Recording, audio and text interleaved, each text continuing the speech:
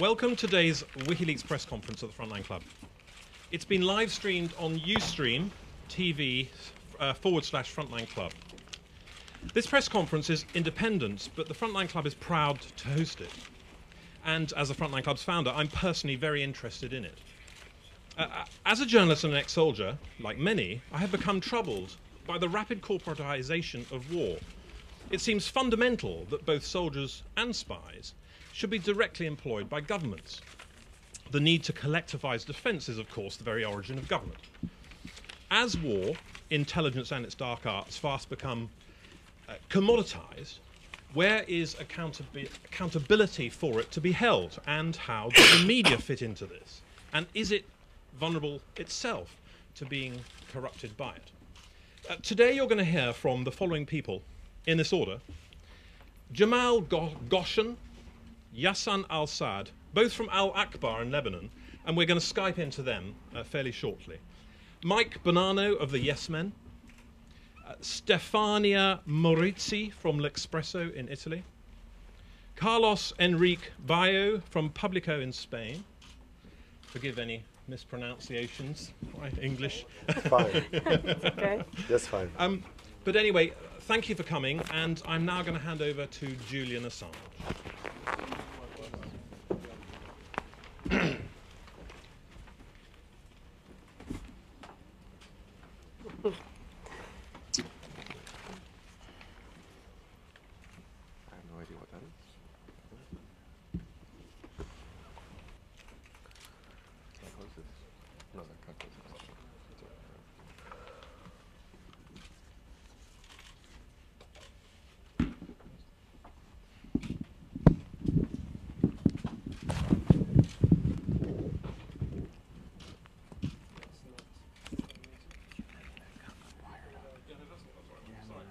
Oh, of course.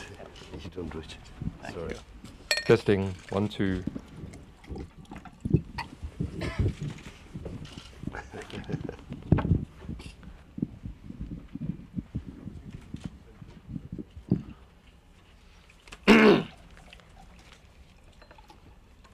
First of all, some thank yous. Thank you for the team who have organized this event here today. Vaughan Smith and the WikiLeaks crew.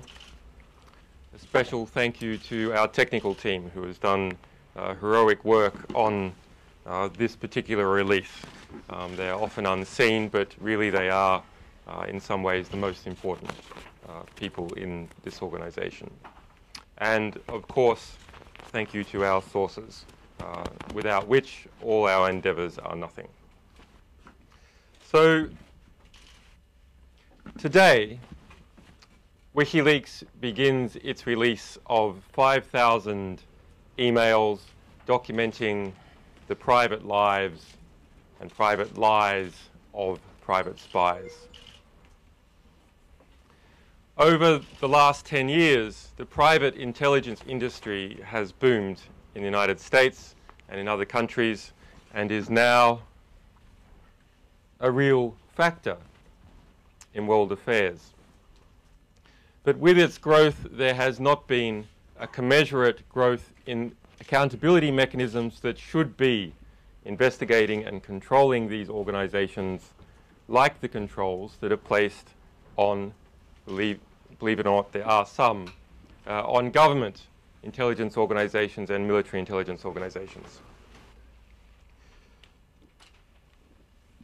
This particular release concerns a US company, Stratfor, which describes itself as a global intelligence organization. Internally, it describes that its goal is to be the #1 intelligence organization in the world and to teach US intelligence agencies how to become like them.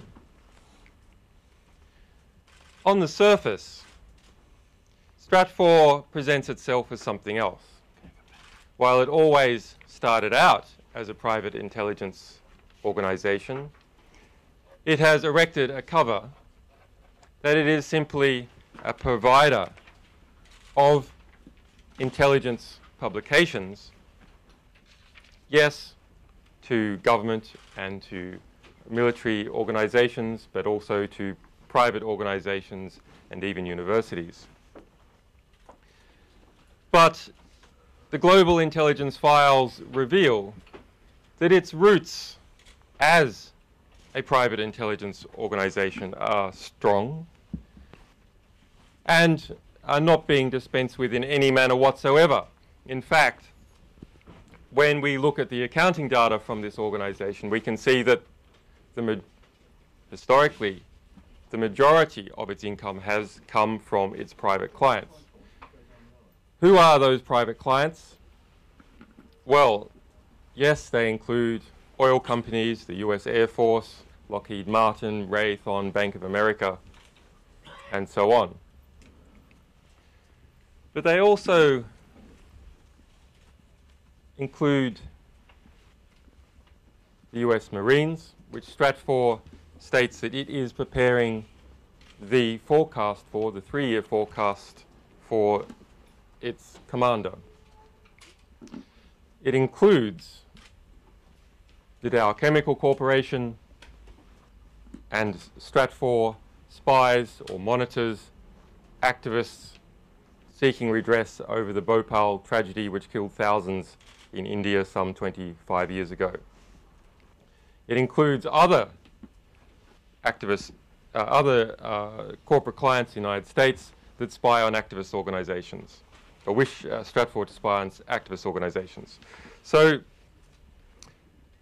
this information that I have told you just now came out in our press release early this morning. But in this publishing endeavor, where we have pulled together some 25 media organizations and more being announced in the coming days, information is coming out all the time. In fact, at noon, at the beginning of this press conference, we released a new discovery made last night.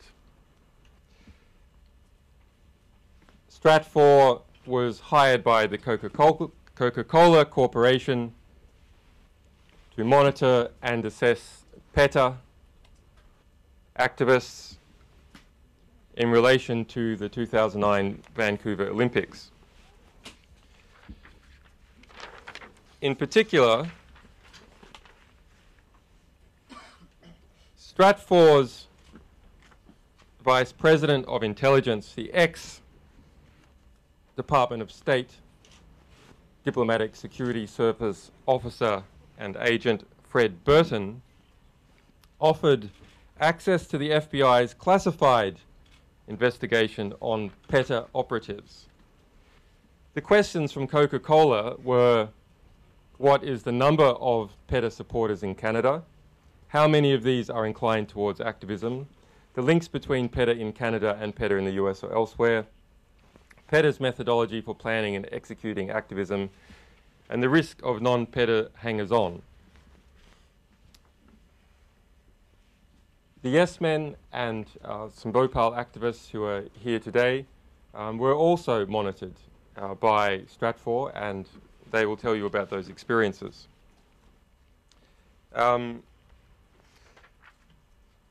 Stratfor has engaged in a number of actions and discussions in relation to WikiLeaks and to me personally.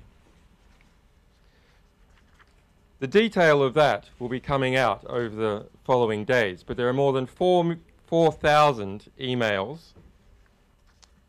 discussing WikiLeaks and our activities. The interconnection between Stratfor and government,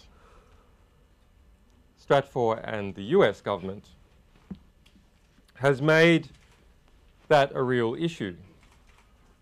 This is an organization that does not just collect information, collecting information through bribes, through insiders, but is also an organization that acts on that information to subvert particular groups, including WikiLeaks.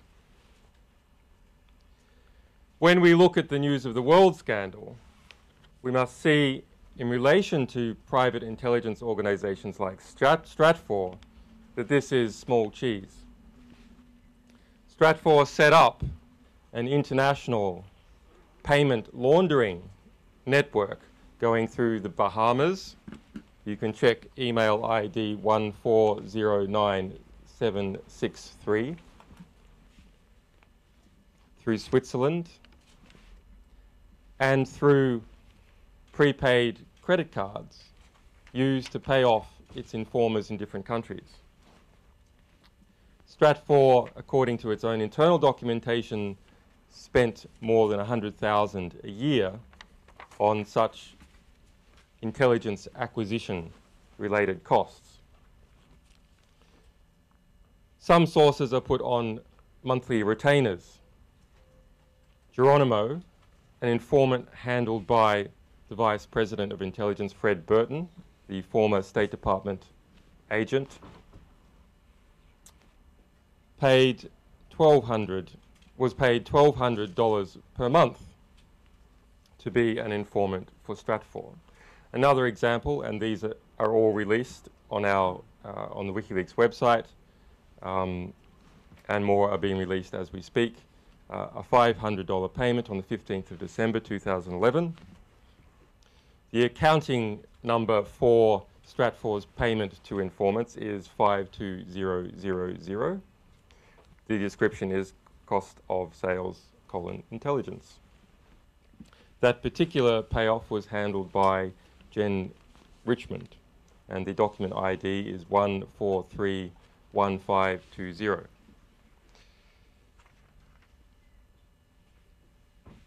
Rather than steal the thunder of our other partners, I will now hand over to them. Is the connection to Lebanon ready?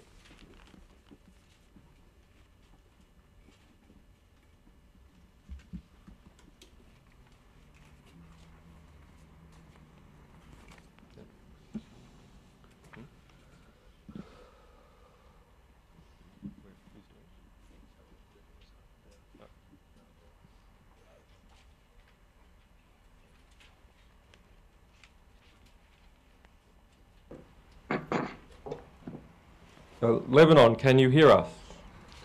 I hear you, yes. Okay, great. Everyone else can hear you as well, so you are free to begin whenever you like. Are you ready for me? First, perhaps we should introduce you. Maybe. I'll introduce myself if you want. Sure. Go ahead. Go ahead.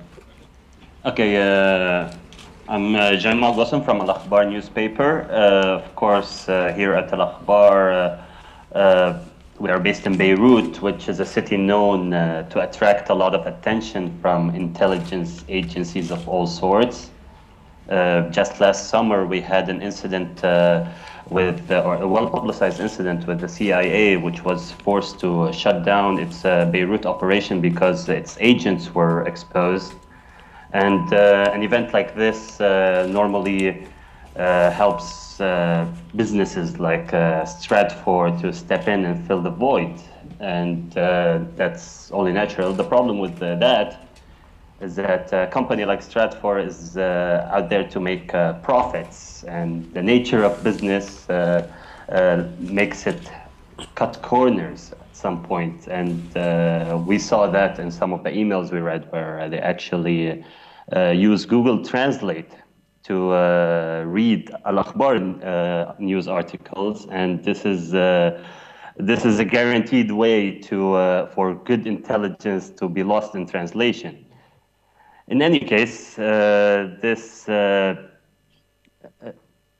exposure to this type of atmosphere and agents that you see, and intelligence gathering professionals that you see in Beirut teaches you one thing basically, and it's that it's not all that it's propped up to be. It's not the image portrayed in movies of a secret agent. Most intelligence gatherers turn out to be a bit, how should I put it, geeky. It's not, there's anything wrong with geeks, of course, but there's really just some people who majored in Middle Eastern studies and ended up doing a semester abroad in Beirut or Damascus or Cairo, end up working for companies like Stratfor or for agencies like the CIA or others. And they turn out to basically produce information that's a mixture of some good sources that they might get, like Stratfor had with like source code named ME1, or combined with a lot of Google translations, which don't amount to much. And again, I think I didn't do justice to geeks. After all, some of them are on the other side. Some of the geeks at Anonymous, for example, if this is who was behind the hacking incident at Stratfor, they are a bunch of volunteers fighting for truth, transparency, and free flow of information, while the Stratfor professionals get paid to be in the business of making secrets and keeping information a privilege for the few instead of for everyone. And this is, well, in this line, of course, Al-Akhbar stands clearly with the free flow of information. And my understanding was always that this is where journalists should always be. Thank you. Thank you, Yamal. I understand that you have Yassan Al-Sadi there who might want to say something too. Second. Oh, it's on a different line. No, you haven't. We're going to call somebody else. Thank you.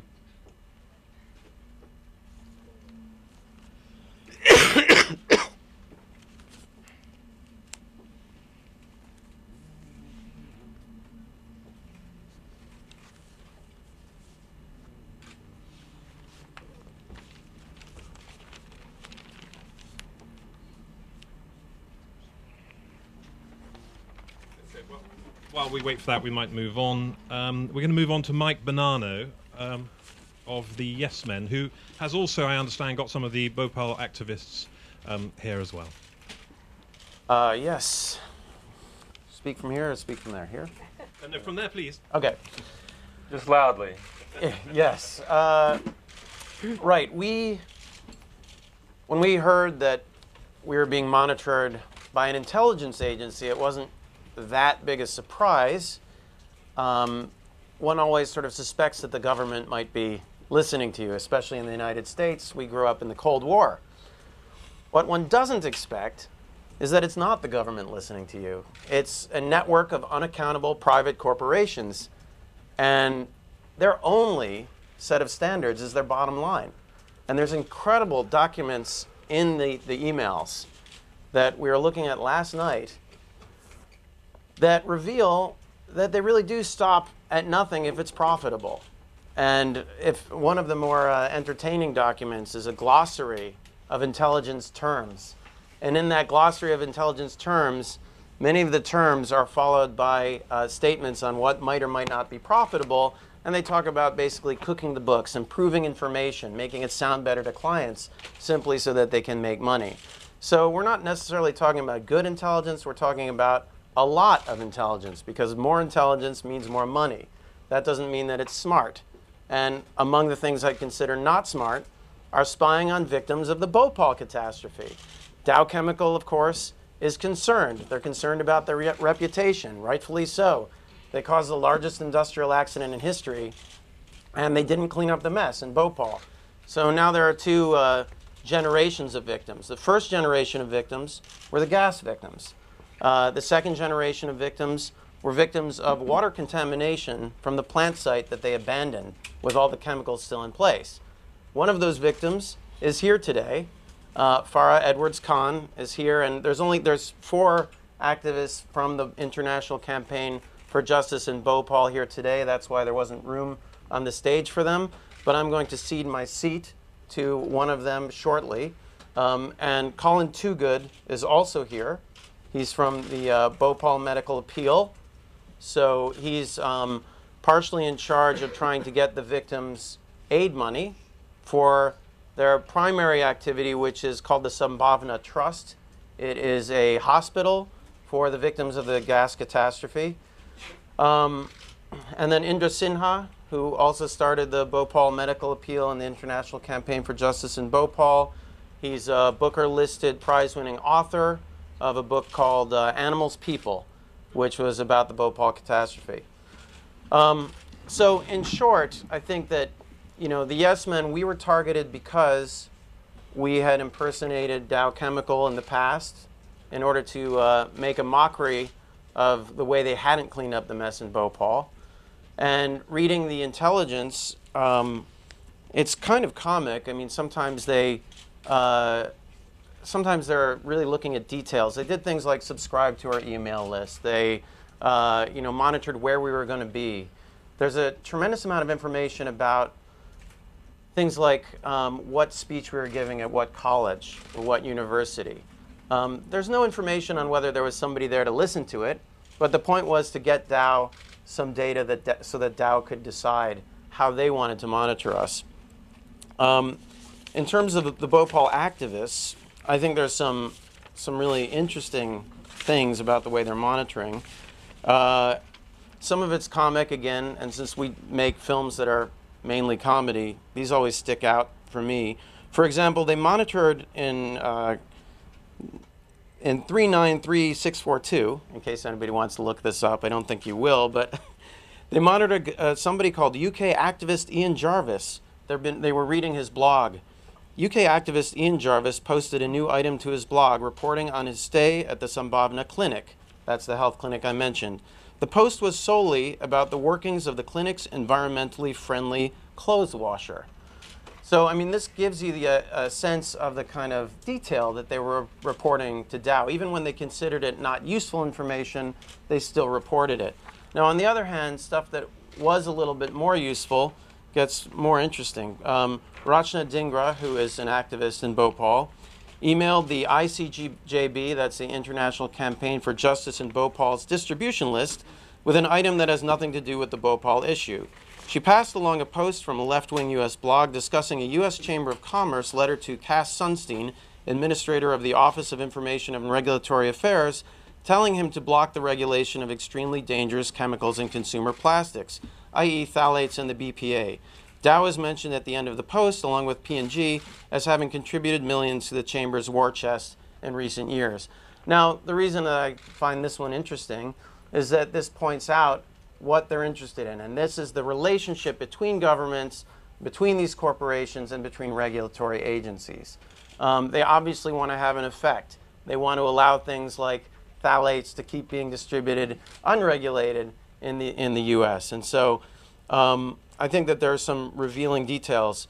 And as a final note, I just find it shocking that they would consider themselves to be a journalistic organization, or that they would portray themselves that way. And Stratfor's release this morning to counter the WikiLeaks release, they end by saying, "We want to assure everyone that Stratfor is committed to recovering from a hack and rebuilding trust with the public, and will continue to do what we do best, produce and publish industry-leading analysis of international affairs."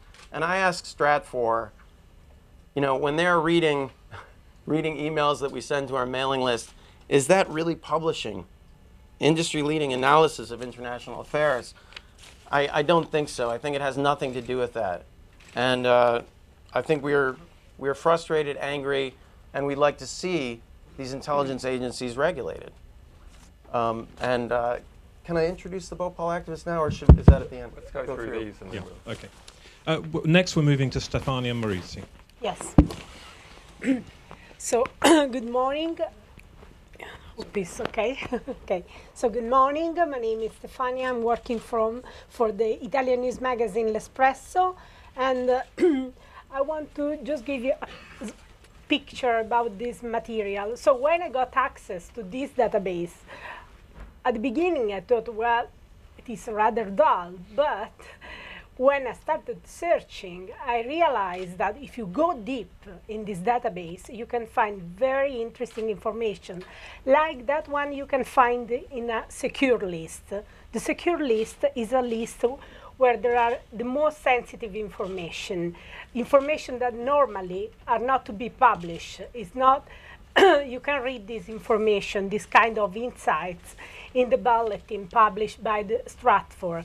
It is just internal information. In some of these emails in the secure list, you can understand that Stratfor got access to material about the seized in the Osama bin Laden safe house. You can understand that they have top-level sources in the FBI mentioning information, telling them information about Julian, about his case. You can realize that these people have information about a drone attack 5 months before the actual attack on on a terrorist. And I want to, some of the story are like a thriller, like for example when there is an email in the secure list mentioning the case of a former federal judge, Sam Kent. Sam Kent is the first federal judge found guilty of serious crime in the US. And this judge tells the story, linking his story to the, to the fact that he ruled a heavy case against Halliburton. This information is not for publication, is in the secure list, and this list is indeed very sensitive. And this list makes you realize that Stratfor is not only a media organization like they are trying to frame themselves. I mean, we don't have clients. In this list, they put all the information for clients or sensitive information for clients. We are a media organization. We have readers. We have not clients. We don't gather material about monitoring movements like Yes Man, like movements.org, which is another organization monitored. We don't have clients. We have just readers. Finally, I want to spend some words about this database, because when I got access to this database at the beginning, it was very, very difficult to manage 5 million documents. But finally, WikiLeaks was able to create a database which is wonderful. I mean, this is cutting-edge journalism, and it's stimulating for media organization to work on this cutting-edge journalism. We're now going back to Lebanon. We're going to put on... Is it on? Here is Yassan Al-Sadi, again of Al-Akbar. Hi, everyone. I hope you can hear me. We hear you. Excellent. My colleague in Lebanon pointed out a few things that I wanted to elaborate more on the general Middle East situation. And what we saw from our preliminary readings of the emails from WikiLeaks was an institution that completely seems disconnected from the realities, the political, social, and economic realities of the regions they cover. Now, for us specifically, we were looking at the Middle East because we are a Middle Eastern newspaper. And some of the examples that come to mind are, well, there is an inherent racism within Stratfor. Off-the-cuff remarks that seem to discount Arab statements for whatever reason. There was one example where they were discussing a Palestinian news editor for Ma'an News, and he was considered a nut for implying that the only way to liberate Jerusalem was through a military honor. In comparison, when they were talking with an Israeli source, despite the Israeli source's racism towards Arabs, his aggressive demeanor and all that, his information was considered valuable. And I think that example is symbolic of the way Stratfor values certain types of information that reinforces the narrative and ideology that they portray and push forward. Other examples, I think Jamal kind of pointed out, they lack Arabic speakers, they lack actual Arab experts, so they over-rely on sources, specifically ME1. And their over-reliance is it's hilarious because it's very it's dependent. It's a dependency kind of relationship where whatever ME1 says goes. So in one email, there was a whole discussion about the sect of two generals in Syria that are close to the Syrian regime. Now, these two generals are Sunni, but ME1 told Stratfor that they were Alawis. And when one analyst pointed out that the OS, which is open source, publicly available information, shows that these two individuals are Sunni, the handler for ME1 was quick to defend ME1 completely and believe his statements no matter what. These are just a few examples. I do want to point out that there is so much information that WikiLeaks pulled out for all of us to see, and we are only able to scratch the surface. And I definitely think the more you dig in, the more it comes out, the more information and shocking things come out that are very startling. Other things to keep in mind in terms of what Stratfor is doing for the Middle East is their overemphasis on jihadist militancy. Like, for example, in their creation of their decade report for 2005 to 2015, in terms of the Middle East, they quickly placed aside dissent towards repressive regimes and highlighted the conflict between the US and Al-Qaeda as the key conflict. When, if anyone knows anything about the region in West Asia, North Africa, Al-Qaeda is nothing. They don't have as much support and they don't have that much power or influence as a lot of organizations like Stratfor try to emphasize, for whatever reasons they do. And this leads to the other problem. When media agencies, mainly in the West, and intelligence agencies and government agencies rely on these institutions for information, it reinforces the problems that we have been seeing because they believe this flawed information, creating policy that is equally destructive, and it creates a cycle over and over again. So, yeah, this is what we've gathered so far, and I'm sure the more we dig in, the more exciting things are revealed. That it's an exciting time to be in journalism, that's for sure. That's for sure. Yasan, thank you very much. Can you stay on the line there, because I'm sure there'll be some questions for you. We're now going to move... problem. You there? Yes, thank you. We're now moving to Carlos Enrique Bayo of Publico in Spain.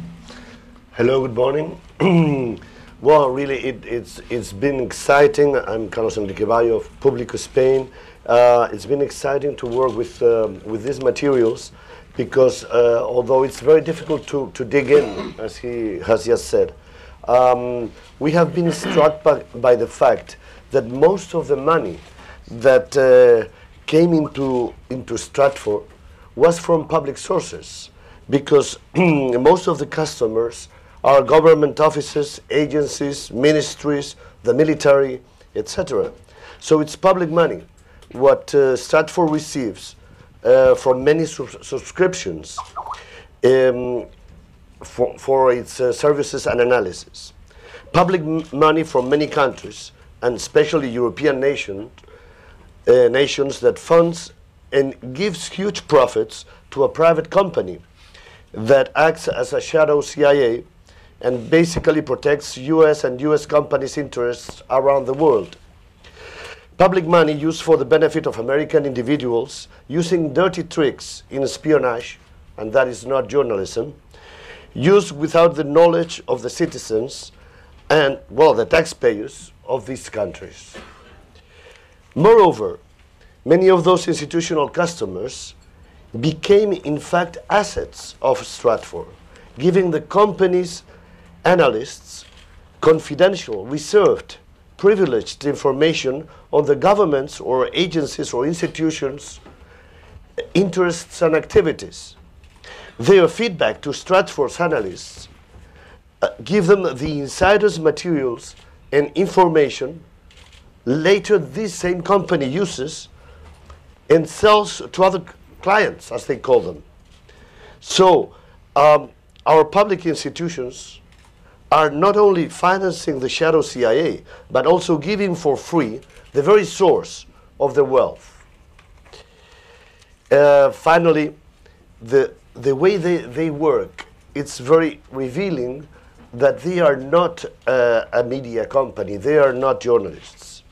The field agent's instructions given by the founder and owner of Stratfor, Mr. Friedman, stress that those spies have to use any means, including sexual relations, to, as he says, take control of the sources. He means informants, of course, not sources. So the undercover agents are using psychological methods to take control of the people who are informants. It's hardly a coincidence, I believe, that the only means the US has found to extradite Mr. Assange out of Britain is an accusation of improper sexual relations. And that kind of instructions given by someone with close links to the American Secret Services must indeed be standard operation material for American spies all over the world, we guess. Well, our main story today, as we are a news media company in Spain, was about the fact that Stratfor senior analysts are surprised of the extreme hardline positions of former Spanish Prime Minister José María Aznar, one of the three knights of the war in Iraq with Blair and Bush. In matters of counterterrorism, they found him even more hardcore, quote unquote, that was the word they used, than the Israelis, which they thought very hardline, of course. That's shocking enough, as it came from an intelligence company closely related with the neocon ideologists like Karl Rove, who is a very close friend to Friedman, that pushed forward the war on terror, where we could document as journalists torture and renditions and many other violations of human rights in Guantanamo, Bagram Air Base, and many other places. So we have the knowledge that this is not a media company. This is an intelligence agency where the espionage has been privatized. It's like another privatization of a public service. In this case, a secret service, which has been privatized for the benefit, for the enrichment, to make wealth for individuals. That is not journalism and will never be. Thank you. Thank you. Thank you, Carlos. Now I think we'll go to the Bhopal activists that you wanted to bring on. I do want to bring them on. I just want to mention one more thing. You were talking about how they're receiving, money is coming in from the client and then they're selling information on to other clients. But at the same time, that wasn't enough for them. There is documentation of them setting up their own, basically their own hedge fund to trade on information that they were getting. Among the millions of leaked emails are some that reveal dubious financial practices, including an apparent insider trading scheme with Goldman Sachs managing director Shay Morrance, who joined Stratfor's board of directors and invested substantially more than $4 million in a scheme called StratCap. And this is a quote: "What StratCap will do is use our Stratfor's intelligence and analysis to trade in a range of geopolitical instruments," wrote Stratfor's CEO George Friedman. StratCap was designed through a complex offshore share trade structure to appear legally independent, but Friedman in these documents assures his top staff that do not think of StratCap as an outside organization. It will be integral. It will be useful to you. We are already working on mock portfolios and trades. This StratCap fund was to launch very soon in 2012. And let me now introduce the Bhopal activists, Colin, Indra, and Farah. And I think what we'll do is I'll give them this microphone. It might be easier if that's all right. Who do you want to go first? Maybe start with Colin since he's right there. Thanks. Hi, my name's Colin Toogood, and Can you stand, Colin? Yeah, I represent the Bhopal Medical Appeal. Now, the first thing to point out, the interesting thing to point out, is that the Bhopal Medical Appeal is a very, very small charity, very small UK charity, and we raise money for a medical appeal. So in the first instance, that will really make you want to question why we have a company like this sniffing around us. Now, the answer, of course, is because we are still looking for some form of justice for the Bhopal disaster. In fact, in our case, it's not just a question of justice as an abstract notion. There are still people being poisoned out there. It's a genuine live medical issue. So the big question is, why are they sniffing around us? And the answer can only be that there's something to hide. But I also would question, as was raised earlier, the value and the veracity of some of the so-called intelligence. We, the Bhopal Medical Appeal, work quite closely with the International Campaign for Justice, which I guess arguably are the sort of, if you like, the more hardcore activists and the ones you might more easily expect to be being, snooped around. But yeah, the intelligence we share is facts. It's not just some. It's facts around the case. It's things which can, we're extremely thorough with our research. Are things that we can stand up and speak in a court of law. It's not just a load of stuff, shadowy information about things that we might be doing. But to pick up on that, the funny thing about it is the quality of some of this stuff. It's one, the information is not great. I mean, they even get people's names wrong, for instance. But it's what they do with the information. And an example I'll give you was something that we did in 2009 with the Yes Men. It was a stunt to produce a bottle of fake mineral water product called Bhopal, but it's spelled B''O''Pal. And we decided that we would challenge the boss of Dow UK to drink some actual toxic Bhopal water in this fake bottle. Seemed like a great idea. And we worked on a kind of pretty much a sort of an escape from Colditz level of security up until the day before we were going out to Staines to present this bottle. And when we got there, we found that they'd shut the entire organisation for the day. Now, one, that tells you, as we suspected anyway, they've been snooping around us and they knew what we were up to. But the second, as I say, it makes you question how smart they are.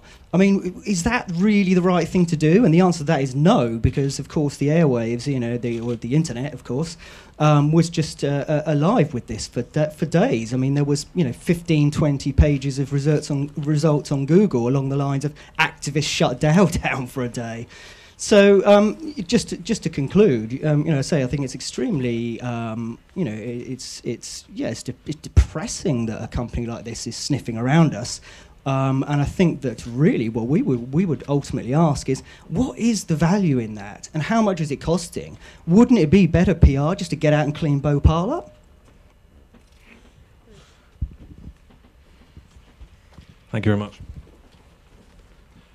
It'd be good to have Farah speak, or Farah and Indra. Hello, my name is Farah Edwards Khan, and I am from Bhopal. And I was there when the accident happened in 1984. I was 10 years old. And I saw the horror that happened then, and I see the horror that happens now. And I am not surprised at what is happening. I know that Dow is dirty, because this is what they've done to the children of Bhopal. They are a dirty company, and they've messed up Bhopal. They've messed up around the factory. They have made a huge and terrible mess which they don't want to clean up. I am really angry with them, and I'm really grateful to WikiLeaks that they have brought this out into the open. Now what, Dow? Now what? And this is Indra Sinha. Do you have something you want to add? Hello, yeah, my name's Indra. Could you stand, please? Sorry. I've been involved with the Bhopali since 1993 or 94, helping to raise money, along with Colin and others, for the Bhopal Medical Appeal, which run the clinics in Bhopal, and also involved with the campaign. And with my other hat on as a writer, as a novelist, I wrote a book called Animals People, which had some success, which was based loosely on what had happened there. I was trying to tell the story like a kind of parable. And what I'd like to say vis-a-vis Dow Bhopal and the media is this, that Dow have long since realized that if they can stay out of courts because of their allies in government and their ability just to complicate and manipulate cases. So what should have been a legal battle about issues like inherited liability and responsibility for contamination have become a PR battle. And so they're using the media to play sound bites, which are actually ultimately meaningless, but very few people question because there has to be a level of understanding to be able to decipher them. That's one thing. They've also used the media in a sort of flyaway, really. They once tried to portray us as terrorists. I was shortly after 9/11, and the New Jersey something Ledger, I've forgotten the name of the thing, ran a story which said Bhopal's terrorists stormed Dow plant. And apparently these Bhopal terrorists had taken the guards captive, had stormed into the plant demanding, making some demand, had asked for coffee, and when the coffee was not to their liking, they'd shot someone, shouting the little things in life matter. After this, they revealed that this is actually an exercise with the FBI and SWAT teams and what have you, but not before. You know, they'd actually made that smear. So, you know, again, I think it helps to make the point what the work that Julian's done with WikiLeaks and these new revelations, that some of the world's poorest people for nearly 30 years now have been fighting a battle, not just against a company, but against its allies in government. We just heard about allies in Goldman Sachs, and it's like all the sort of power and money elites and the military on one side, and these people with nothing on the other. So that's where the media could take a deeper interest and look harder, and we're here to help with that. Thank you. Everybody you've heard is available for questions, and so who would like to ask some questions? Could we have a hand up first? Yeah, I am Van NOS Dutch TV. You said they're not only collecting information but also acting on it, right? Subverting activists. Can you give a few examples, like, of those actions against WikiLeaks? We've looked at the, of course, most closely at the actions in relation to us, but those are embargoed for the next few days. So I think the biggest story that is likely to come out of this probably in 3 or 4 days' time, in relation to WikiLeaks. Okay. Unfortunately, I can't give the example now. Next question. Since we're live streaming, I'd quite like it if you could speak in the microphone. We can hear you there. Jerome Taylor from the Independent newspaper. Can I ask either Julian or Kristen, or actually any of the panel members, whether they have any concerns about how this information was got at, in that a lot of the previous publications that WikiLeaks has done has come through whistleblowing. It seems that this particular information was very much stolen as part of a hack attack. Do you have any qualms about how that information was obtained? We are a source protection. Do I need the mic? No. We are a source protection organisation. As a source protection organisation, and in fact, simply as a media organisation, as a matter of policy, we don't discuss sourcing or speculate on sourcing. But as some people may be aware, WikiLeaks, in its sourcing methodology, deliberately tries to not even know itself where its information comes from, because that ultimately that is the strongest protection for sources. In fact, we can see, looking at this private intelligence agency, Stratfor, that it has. I mean, it is worse internally. It has been worse than any journalist in protecting its informants in government and other agencies. I mean, it's just hopeless. The idea that this organisation could be teaching the Marines intelligence or other intelligence agencies how to run agents or informants under the circumstances is absurd. In relation to legalities, speaking more generally, the sourcing and publishing of WikiLeaks is protected, as it is for other media organizations in the United States under the First Amendment, and there's a long history of jurisprudence associated with that. And in other countries that have ratified Article 19 of the United Nations Universal Declaration of Human Rights. Yes, I want just to ask, to add one important information. If you search in the database, you can realize that Stratfor doesn't protect sources, basically, because there are files full of names and surnames and contact details of their sources. We found an Italian ambassador. We don't know what kind of material, information, whatever is providing Stratfor, but he's an ambassador. He's an ambassador in an African country, a very sensitive country, so we don't know what he's doing, what he's providing. But these sources are not protected, are not encrypted. You can have full access to these generals, politicians, whoever. You can even read why they provide information, who they are. There are hackers. There is a very important hacker who is one of his sources. They didn't encrypt this information. Next question. Hi, this is Alexandra Renteria from W Radio from Colombia. My question is, if have you found any information, any relevant information about the health of the president of Venezuela, Hugo Chavez, or any relevant information about Latin American countries? Not yet. Well, yes.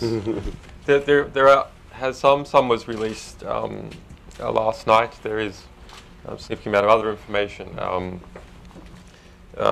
There is an example of one of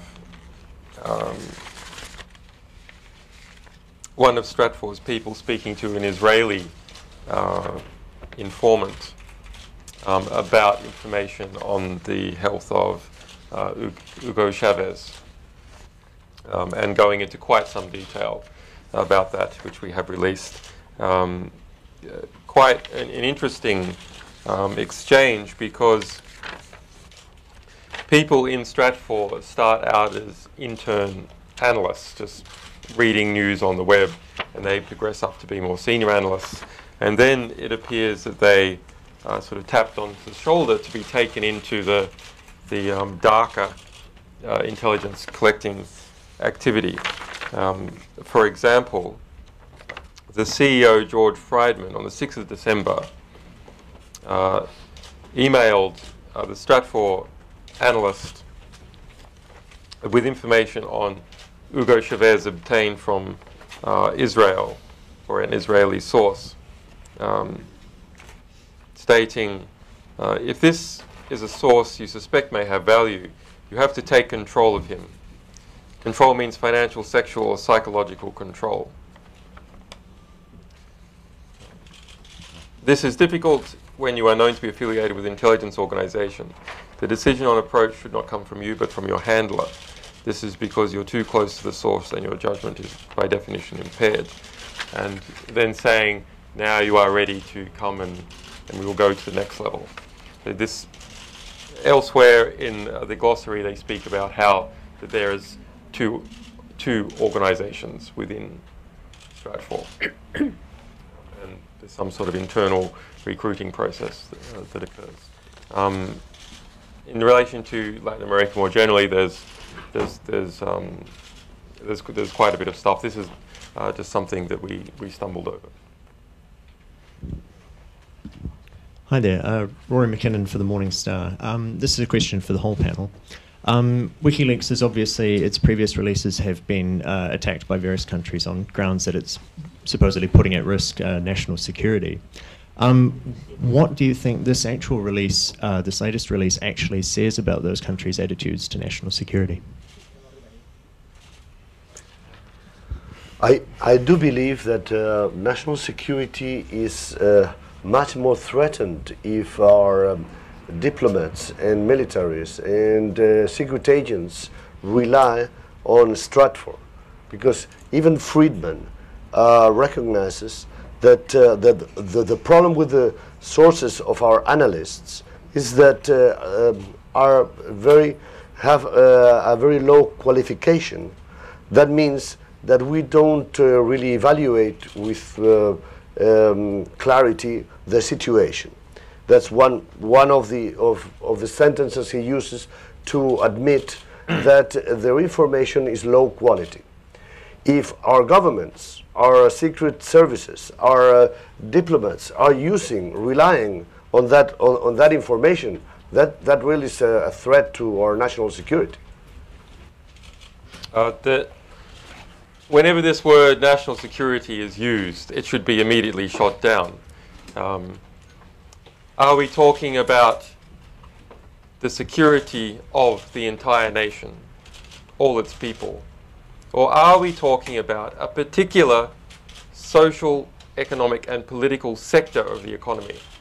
Because there is a tremendous confusion between these two, and it is used time and time again to try and suggest that the security of all the people in the nation is the same as a particular sector of the economy, namely private intelligence agencies, organizations like Lockheed Martin, Northrop Grumman, Stratfor, and their government equivalents are in fact the security of the nation. That is simply false. In the previous material that WikiLeaks has released, despite all these hysterical outpourings, attempting to deflect from the severe exposure of the killings of hundreds of thousands, literally hundreds of thousands of people we have exposed the deaths of by the US military and other organizations, to instead talk about some speculative, hypothetical risks that have proven over the last 2 years to be completely false, completely, utterly false. And yet, that smear and that distraction was used all over the world and is embedded in many people's heads. And it's your responsibilities as journalists to not permit that to happen in future, and in fact to undo the willing participation in that sort of hysteria, that sort of neo-McCarthyist hysteria that occurred over the last 2 years.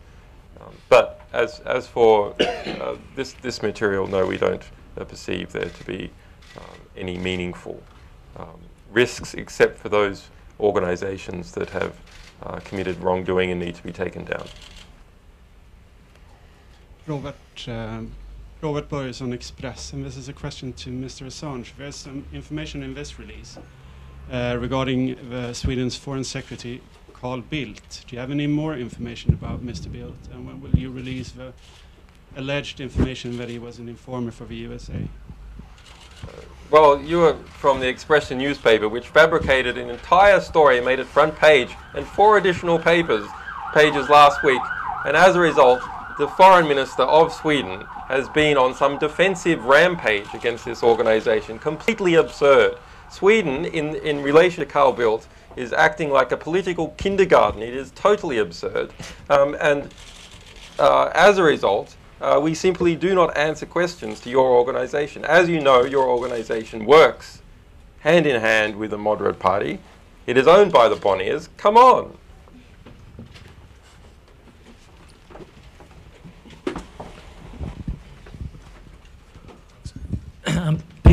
Peter Wilson from the Australian newspaper.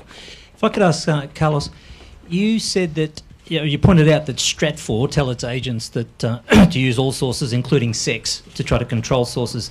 Then you said it's not a coincidence that Julian is being extradited to Sweden on sexual matters. What are you saying there? That Stratfor is behind those sexual allegations in Sweden? No. I was referring to the standard procedures of the American Secret Services. I was referring to Stratfor as a company that has learned a lot on the systematic operations of the intelligence community of the United States.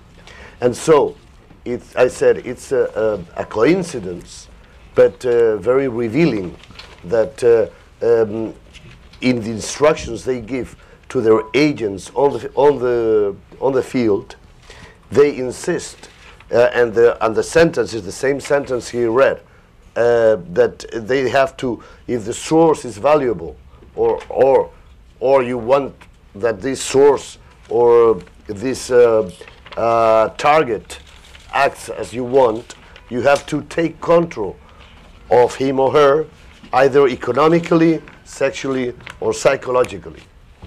That's a standard procedure then for secret services around the world. Maybe not, but the American services, I'm sure they do this kind of covert operations. And so if the American secret services are after Julian Assange, it's also a very revealing coincidence what happened in Sweden. If I may just say a few words about the culture of the Stratfor company, it would be very interesting for all of you to read the glossary of terms from the CEO of the company that we have already put on our website. It is a good reflection on what the company culture is, if you could say that, and because they maintain that they are a media outlet. It contains, for example, to back up what you're saying, Carlos, how they treat their sources or informants, as you rightly pointed out, they are. For example, I think it's a very useful thing to rattle them up, and here it is, a reference to the usefulness of finding material on the informants, photographs that the informant's wife would not want to see. And in the way that they would get more information out of their sources / informants by using blatant blackmail, and they put it on paper by in an internal memo by the CEO. And if that's a standard practice by a media organization, we are in trouble, I think. And I don't think anybody would agree that that would be the way to treat the sources. But you should read through that. It's a quick read, and it's very interesting and a good reflection of how they really view themselves internally. Christian, where's that available from? Where did they find it? It's on the website, it's on the WikiLeaks.org. It's on the how to read it section. So if you go to wikileaks.org/GI files and you go to the sort of how to interpret the data, you'll see glossary, and there's a link to that. It's a PDF. Next question. Hello. It's a question for anyone on the panel that wants to answer it. Trying your best to put aside wishful thinking, is this a mortal blow for Stratfor? The Italian lady mentioned that they have been unable to protect their sources, and that's their first job as an intelligence agency. Can they recover from this? Well, they have.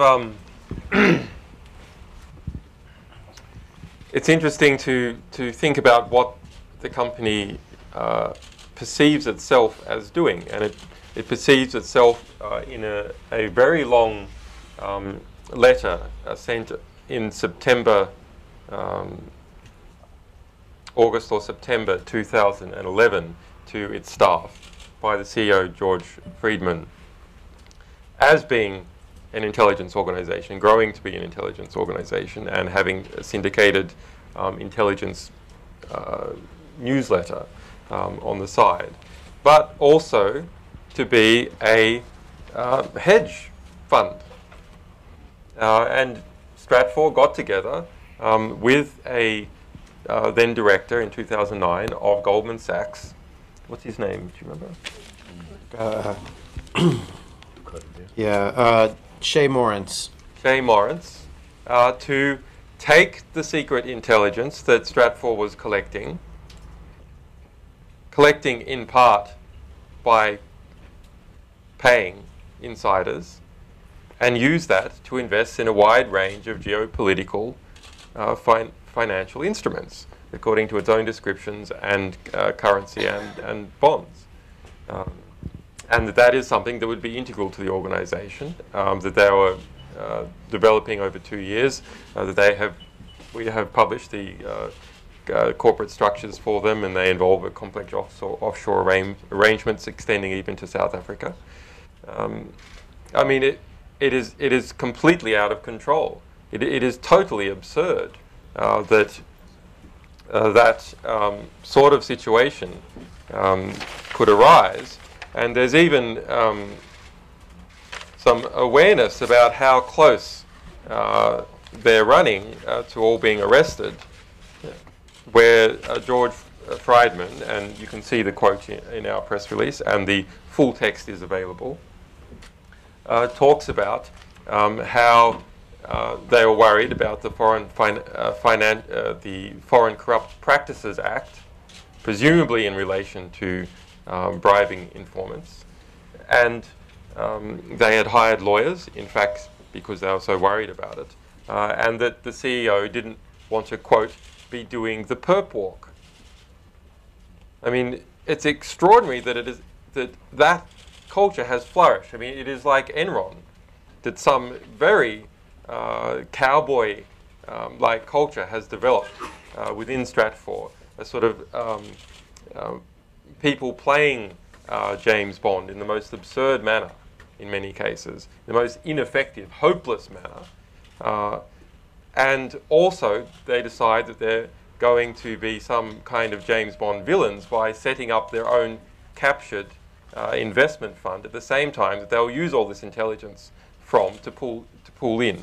And if we look at their press release from this morning, we see that they are saying that they simply refuse to answer any questions about the material whatsoever. Now, is that a media organization, or is that the response of a media organization?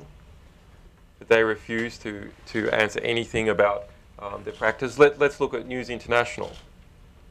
Now, News International has actually answered a lot of questions, perhaps reluctantly, but it has answered many. This organization is saying, no, we don't discuss that sort of information. And an intelligence agency would say, we refuse to confirm or deny. And they say they refuse to confirm or deny, because that is their culture. They are a private intelligence organization. But if we look at Fred's rule number 2, the Vice President of Intelligence, this guy, Fred Burton, who has been gunning for us. He comes from the State Department, works for Stratfor. Fred's rule number 2, admit nothing, deny everything, and make counter-accusations. What did you see in the press release today? That email is 2539287, released today. Is that in your press release? That one is not in the press release. We found that this morning. Thought it might be handy for this event. I'd like to just add one more thing to that answer, and that it's regardless of whether Stratfor is done after this, regardless of whether they have to fold as a company, what should be targeted, and what I hope the journalists will be looking into more, is the revolving door between these businesses and government. What the end that should be seen or foreseen by this, hopefully, is that relationship, the problems that we have with privatizing the intelligence industry, which has resulted in this unintelligent result. And also links with intelligence. For example, we want to ask what kind of information these ambassadors, these journalists, these Secret Service agents are providing Stratfor for which client? We don't know. Maybe they provide basic open source information. Maybe we don't know, basically. Well, there's a question: who's next? You know, Stratfor, in this internal cowboy culture, this hopeless sort of informant protecting arrangements and their payment laundering system through the Bahamas has now been exposed. But there are others that are lower profile, but in fact financially larger in size, like the Kroll Group. So what's happening there? I presume the same basic methods are done under the surface, but perhaps with a little bit more care, so they haven't been exposed. But we shouldn't stop at Stratfor.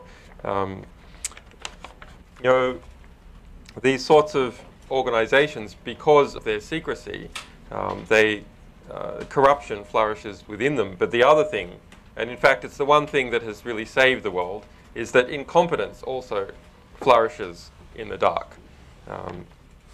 So we can see that this sort of opportunistic incompetence within Stratfor from email number 1061018, which we released today at midday.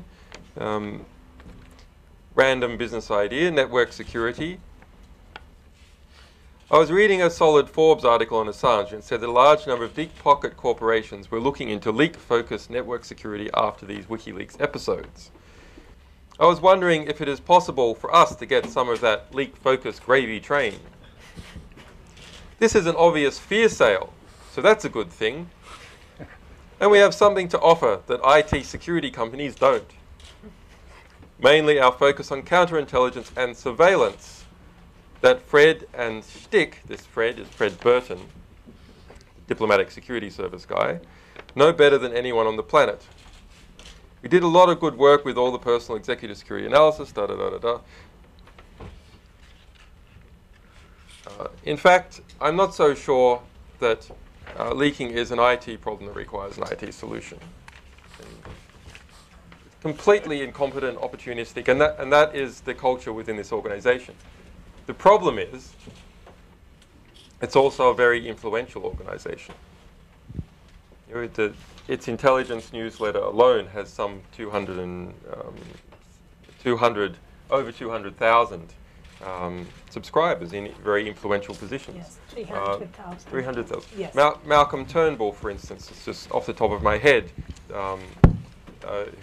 who's the deputy leader of the Australian opposition, the immediate previously leader of the Australian opposition, was a subscriber. So these people are being influenced in their activities, and they're also, some of them are also giving back, and when they give back, it doesn't just go off to, so when someone in the State Department gives Fred Burton information about WikiLeaks, well, it doesn't necessarily just stay within Stratfor or go to other parts of the American government. No, as we've seen in these other cases, it goes to the private clients of Stratfor, private corporations like Coca-Cola and Dow Chemical and Lockheed Martin. So Liam Vaughan from Bloomberg. Can you speak a bit more about the connection with Goldman Sachs? And I'm just trying to understand, is the suggestion that this guy was a managing director and then got involved with Stratfor, or is there a potential connection between Goldman Sachs as a bank and as a company and Stratfor? So, have you looked into this? No. I think I'm the only person who's looked into this. So, this guy is a Texas originated Goldman Sachs director, and he was director in 2009. We don't know if he was a director in 2010, and in 2011 he joined Stratfor's board. He according to an email sent by the Stratfor CEO to employees, he invested $2 million into Stratfor itself, and $2 million into Stratfor itself. More than 4 million. Oh, yeah. And substantially more than $2 million into StratCap, the strategic investment captive firm operating within the Stratfor offices on intelligence collected by Stratfor. The degree of involvement by Goldman Sachs, the corporation, we don't know. We do know that this one director of Goldman Sachs, while he was at Goldman Sachs, was involved in this, and in fact the CEO of Stratfor says that it was the Goldman Sachs director's idea to take Stratfor Intelligence and make a captive a strategic investment fund to invest in these geopolitical instruments. Do you have any notion of who would have been privy to that information about that fund? There is a lot of email about it, discussing it, prospective shareholding structures, share pyramids and layouts of this. We have already released some of those, but we'll be releasing others as time goes by. An interesting connection, by the way, Thomson Reuters is a Stratfor Confederation partner.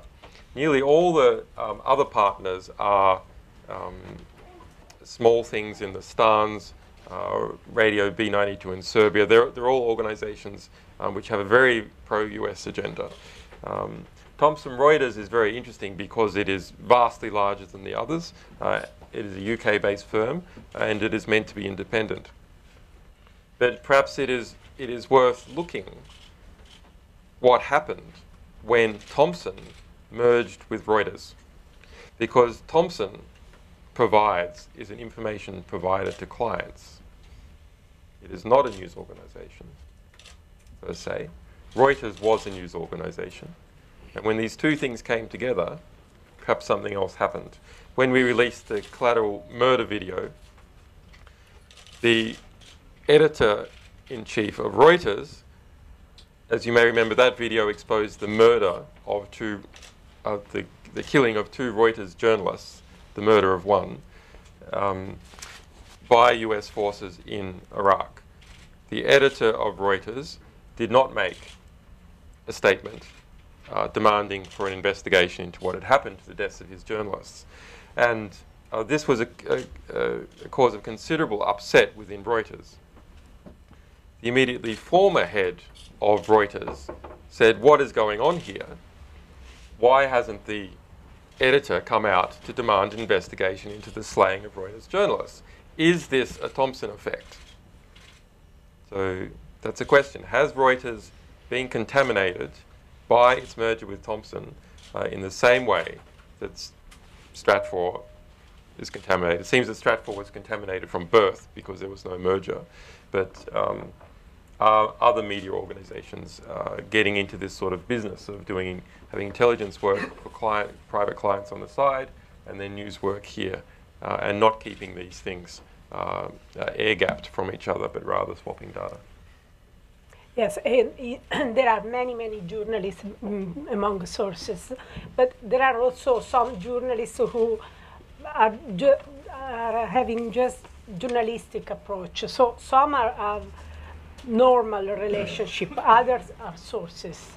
Many journalists in the list of the sources. Probably there are a dozen lists of sources, not encrypted at all, with names, surnames, contact details, whatever. I'm wondering how is it possible that an intelligence company doesn't encrypt this information? Moreover, they even show the Visa cards numbers and passwords in their mails. That's something that not an intelligence company, not even a boot seller would do. More questions? Mr. Assange, you said a lot of the income of Stratfor comes from the public purse. Do you have any idea of the figures involved with the money flows from the American governments, perhaps other governments? We have some ideas. So there are various financial reports that we are working on. Just last night, we discovered a series of about 30 of their high invoices, about 30 of them. So top one's 500,000 for some oil companies, US Air Force, major US corporations, and so on. So we will get those figures out. So they are there. It is just a matter of combing through to find the client list. At the moment, we have invoices for the major clients. But looking at that, just those invoices, a substantial amount of money comes from government organizations, and also a substantial amount from oil companies. And would you say the majority of that money is from governments? I couldn't say at this stage, but it is substantial. We have verified that there's a real chaos inside the ministries of defense or foreign affairs who subscribe. And sometimes we found invoices for different people or in the same organization, public, I mean government ministry, that don't know each other and don't know the other one is also a subscriptor, and so they are paying several times the same subscription, because they believe they are getting such a private, secret, reserved information that they don't tell other people in their same institution. Stratfor has three. When looking at this data, one must be careful not to confuse what is going on. So Stratfor has the three principal types of incomes or people who pay it. So those are private clients that it does tasked work for. So, for example, Coca-Cola trying to find out about PETA. We want you to find out this, this, and this, and this. It also has private meetings to give private briefings that are not tasked. So we want you to tell us maybe what you know about a particular situation, but we're not tasking you to go out and collect additional information. And then there's the sort of intelligence newsletter that it runs, that anyone can subscribe to. But there's sort of corporate subscriptions and corporate packages and so on. Questions? Done? Well, in the absence of questions, I think we'll conclude matters.